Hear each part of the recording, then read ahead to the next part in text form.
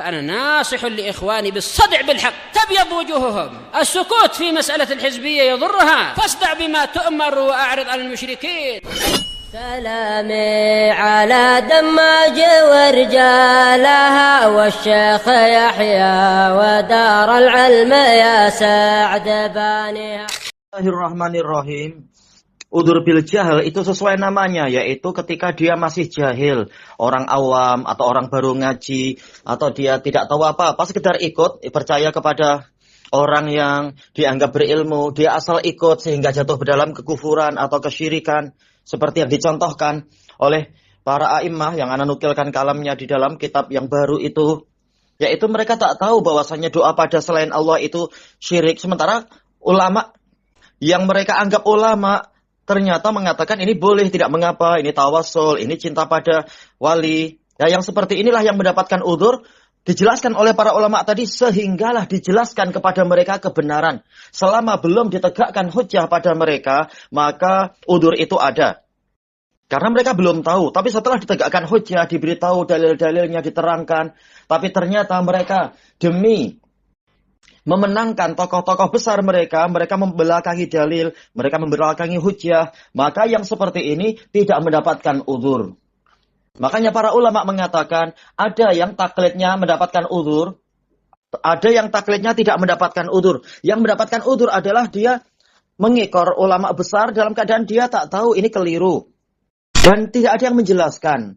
Yang tidak mendapatkan udzur adalah seperti yang Allah Ta'ala tersebutkan dalam Quran. Setelah disebutkan hujjah selalu mengatakan, kami mengikuti bapak moyang kami, dan seterusnya. Kami pasti mendapatkan hidayah. Setiap kali ditunjukkan, ikutilah dalil begini. Tetap mereka lebih mengutamakan nenek moyang mereka. Inilah yang tidak mendapatkan udzur. Dan inilah yang layak dikatakan menjadikan para ulama mereka dan ahli ibadah mereka sebagai Tuhan-Tuhan selain Allah. Itu sudah dibahas di beberapa kitab dan juga telah ana tampilkan juga di dalam kitab yang baru ini. Ada perincian, ada yang kejahilannya mendapatkan udzur, ada yang kejahilannya tidak mendapatkan udzur. Ada yang taklidnya mendapatkan udzur, ada juga yang taklidnya tidak mendapatkan udzur. Barang siapa setelah didatangkan kalamullah, kalam Rasul, kalam salaf, tapi dia membelakanginya dengan alasan saya lebih percaya kepada ulama saya, siapakah kalian dibanding ulama saya, maka yang seperti ini tidak ada udzur dia. Dia mengekor hawa nafsu.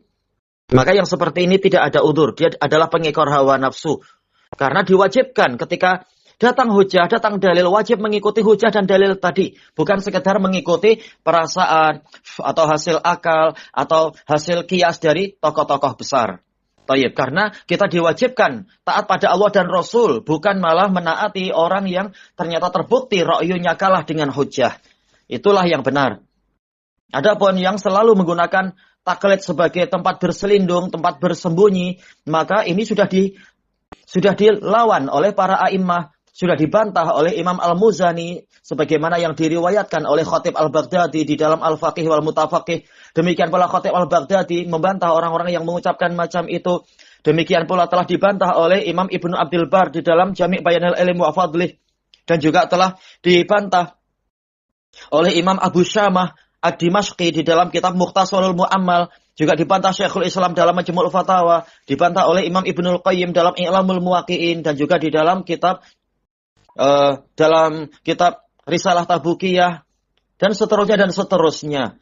Bersembunyi di balik kebesaran nama tokoh untuk tidak mau mengikuti dalil yang jelas, dalil yang terang. Nah, yang seperti ini tidak ada udzur. Wallahu a'lam walhamdulillahi rabbil alamin. Tambahkan, yaitu apakah tidak ada udzur berarti kafir? Bukan begitu.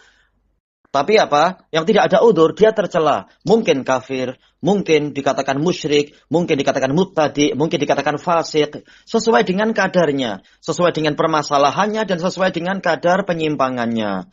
Tayyib. Wallahu a'lam walhamdulillahi rabbil alamin.